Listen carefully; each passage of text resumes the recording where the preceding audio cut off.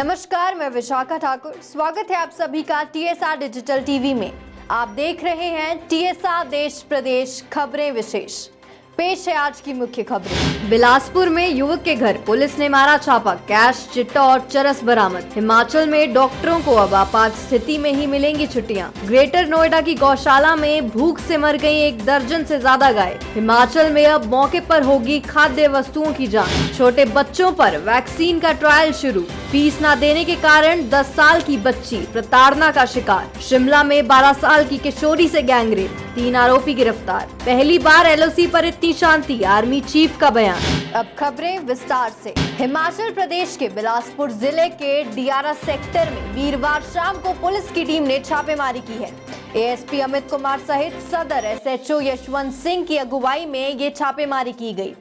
Diara sector ward number 8 के एक युवक के घर में पुलिस ने लगभग 5 घंटे तक सर्च ऑपरेशन चलाया। सर्च ऑपरेशन के चलते पुलिस ने युवक की गौशाला में जाकर भी पूरी छानबीन की। इस दौरान पुलिस को युवक के घर से 2.85 लाख कैश, 0.33 ग्राम चरस और 1.56 ग्राम चिट्टा मिला है। 5 घंटे तक चले इस सर्च ऑपरेशन में पुलिस ने कई साक्ष्य भी जुटाए हैं। वहीं पुलिस ने युवक को गिरफ्तार भी किया है। मामला दर्ज कर छानबीन आरंभ कर दी है। कोरोना के बढ़ते मामलों के चलते हिमाचल प्रदेश में स्वास्थ्य विभाग ने डॉक्टरों की छुट्टियों पर सख्ती कर दी है। अब विभाग ने डॉक्टरों को फील्ड में ही रहने के निर्देश दिए हैं और केवल आपात स्थिति में ही डॉक्टरों को छुट्टी मिल सकेगी। प्रदेश के 4 जिलों ऊना, सोलन, सिरमौर और कांगड़ा में कोरोना विकराल रूप धारण कर रहा है। स्वास्थ्य विभाग इन जिलों के सीएमओ के साथ संपर्क बनाए हुए है। सीएमओ और वरिष्ठ चिकित्सा अधिकारियों को सतर्क रहने को कहा गया है। बीते 1 सप्ताह से इन 4 जिलों में कोरोना के 100 से अधिक मामले दर्ज किए गए हैं। 1.5 महीना पहले प्रदेश में सक्रिय मामले 100 से नीचे थे, लेकिन आज प्रदेश में इनकी संख्या 1700 के पास पहुंच गई है। मौत का आंकड़ा भी 1000 पार हो गया है। केंद्रीय स्वास्थ्य मंत्रालय से प्रदेश को 1.60 लाख कोरोना वैक्सीन की डोज मिली है। इसे प्रदेश के सभी जिलों को वितरित कर दिया गया है। एक बार फिर गौशाला में गायों की मौत का मामला सामने आया है। गायों की मौत का ये नया मामला ग्रेटर नोएडा अथॉरिटी से जुड़ा है। अथॉरिटी जलपुरा गांव में गौशाला का संचालन करती है। बीते दिनों गौशाला में करीब 1 दर्जन गायों की मौत हो गई है। ओडिशा के एक सांसद जब गौशाला पहुंचे तो गायों की मौत का मामला सामने आया। सांसद का आरोप है कि गायों की मौत की वजह भूख, इलाज न मिलना और लापरवाही है। गायों की मौत की जानकारी सामने आते ही जिला प्रशासन, ग्रेटर नोएडा अथॉरिटी और पशु चिकित्सा विभाग में हड़कंप मचा हुआ है। जलपुरा गांव की इस गौशाला में गायों के मरने का ये कोई पहला मामला नहीं है। बीते साल सितंबर में भी इस गौशाला में करीब आधा दर्जन गायों की मौत हो गई थी। हालांकि उस वक्त गायों की मौत की वजह भूख ना होकर कुछ और ही सामने आई थी। हिमाचल में अब खाद्य वस्तुओं की जांच मौके पर ही होगी। स्वास्थ्य सुरक्षा एवं विनियमन निदेशालय की प्रदेश सरकार के साथ बैठक हुई, जिसमें ये फैसला लिया गया है। खाद्य वस्तुओं की जांच के लिए जिला अधिकारियों को किट दी जाएगी। एक आधुनिक वैन की भी खरीद की जाएगी। इस वैन को प्रदेश के विभिन्न क्षेत्रों में ले जाकर सैंपल भरकर गुणवत्ता की जांच होगी। लोगों को बेहतर गुणवत्ता की खाद्य वस्तुएं उपलब्ध करवाने के लिए ये फैसला लिया गया है। बैठक की अध्यक्षता स्वास्थ्य सचिव अमिताभ अवस्थी ने की। उन्होंने निदेशालय की वित्तीय स्थिति के अलावा स्टाफ की कमी के बारे में चर्चा की। उन्होंने अफसरों को विश्वास दिलाया है कि जरूरी पद भरे जाएंगे।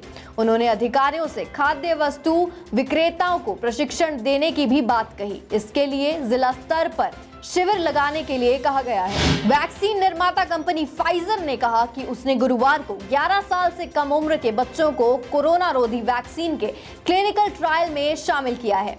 ये वैश्विक टीकाकरण अभियान के अगले चरण का एक प्रारंभिक संकेत है। कंपनी ने कहा कि हमें गर्व है कि हमने वैक्सीन का ट्रायल शुरू किया। बच्चे और उनके परिवार बेसब्री से इसका इंतजार कर रहे हैं। साइट पर पोस्ट किए गए विवरण के अनुसार कंपनी इस आयु वर्ग में उपयोग के लिए 3 अलग-अलग खुराक स्तरों का परीक्षण कर रही है। कंपनी पहले से ही 12 से 15 वर्ष के बच्चों में कोरोना रोधी वैक्सीन के डोज का ट्रायल कर रही है। अमेरिकी आपातकालीन प्राधिकरण में 16 वर्ष और उससे अधिक उम्र के लोग शामिल हैं। फाइजर, मॉडर्ना और एस्ट्राजेनेका ने छोटे बच्चों को अपने टीकों के परीक्षण में शामिल किया है। वहीं जॉनसन एंड जॉनसन अभी इस पर काम शुरू करने का विचार बना रहा है। कोरोना काल के बीच फीस की अदायगी न करने पर हिमाचल की राजधानी शिमला के एक निजी स्कूल की 5वीं कक्षा की एक बच्ची को स्कूल प्रबंधन ने इतना प्रताड़ित किया कि वह मानसिक तनाव में चली गई। छात्रा का अब इंदिरा गांधी मेडिकल अस्पताल शिमला में उपचार करवाया जा रहा है। ये सनसनीखेज आरोप बच्ची के अभिभावकों ने लगाए हैं। पिता किशन ने बताया कि उनकी बेटी रात को घबराकर उठ खड़ी होती है। चिकित्सकों ने बच्ची के तनाव में चले जाने की बात कही है। उन्होंने आरोप लगाया है कि वार्षिक फंड न चुकाने पर उनकी बच्ची को प्रताड़ित किया गया। छात्रा ने बताया कि 19 मार्च को गणित की परीक्षा थी। उसे परीक्षा हॉल में 20 मिनट देरी से प्रश्न पत्र दिया गया। पेपर पूरा करने के बाद उसे 9:30 से 11:30 बजे तक अलग कमरे में बिठाया।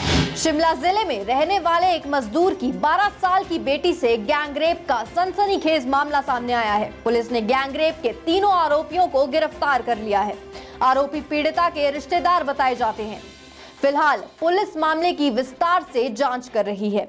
गैंगरेप की यह घटना हिमाचल प्रदेश की राजधानी शिमला से 90 किलोमीटर दूर जुब्बल क्षेत्र की है। दुष्कर्म की शिकार 12 वर्षीय बालिका मूल रूप से बिहार की रहने वाली है। किशोरी का परिवार इसी क्षेत्र में एक बागवान के पास मजदूरी करता है और यहीं रहता है।